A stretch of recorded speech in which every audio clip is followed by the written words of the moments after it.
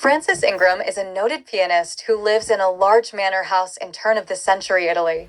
Ingram suffered a stroke which left his right side immobile, and he has to use a wheelchair to get around. He has retreated to the manor house for the past few years, where he lives with his nurse, Julie Holden, his secretary and astrologist Hilary Cummins, a friend, Bruce Conrad, and his sister's son, Donald Arlington. Holden and Conrad are secretly in love. Holden plans to leave Ingram's service and return to America, but wants to talk it over with Ingram first. Conrad wants her to instead leave immediately, feeling that caring for Ingram is sapping her vitality, while Cummins opposes her leaving at all, saying he will be left with no time to do his work without her to take care of Ingram's needs. After witnessing Holden and Conrad kissing, Cummins tells Ingram of the affair. Ingram, unwilling to believe it, starts to choke Cummins.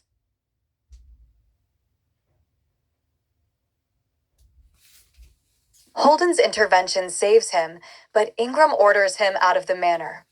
That night, Ingram is awakened by a storm outside. He climbs into his wheelchair and, disoriented by hallucinations, falls down the stairs, breaking his neck. Commissario Ovidio Castanio of the local police investigates the death and finds no sign of foul play. Holden, Cummins, Conrad, Donald and his father Raymond Arlington, and Duprex, Ingram's attorney, gather for the reading of Ingram's will and testament. The Arlingtons assume they will get everything and gloat to Cummins that they plan to have his cherished books shipped off and sold. Instead, Ingram's will grant all he owns to Holden. The Arlingtons threaten to have the will annulled by having Holden found culpable in Ingram's death as his nurse. Duprex tells the Arlingtons that Ingram wrote an older will which gave everything to Donald, and offers to help overturn the new will in favor of the old one in exchange for a third of the estate. That night, while forging the older will, Duprex is strangled to death. Only the assailant's left hand, which has Ingram's ring, is seen. Castanio investigates. Everyone hears Ingram playing the piano in the main hall, but when they go to check, no one is there.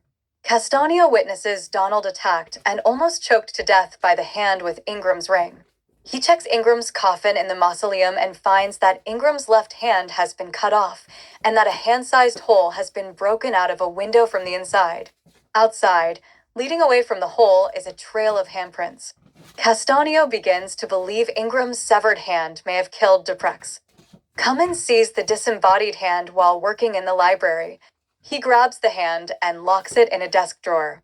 When he summons Conrad and Holden to show them, the hand is gone, and they assume it to have been a figment of his imagination. Donald remembers the combination and location of a safe in the house, and Castanio and his father accompany him to the room where it is located. Inside is the disembodied hand. In a panic, Donald flees the house with Conrad in pursuit. Holden realizes that Cummins is the killer, having acted to safeguard his books, but his conscience is driving him mad, making him insist that the hand did it all. She urges him to turn himself in, promising to speak on his behalf. He instead tries to kill her to keep her from telling anyone else. To stay his hand, she claims to believe the hand is responsible and begs Cummins to protect her from it.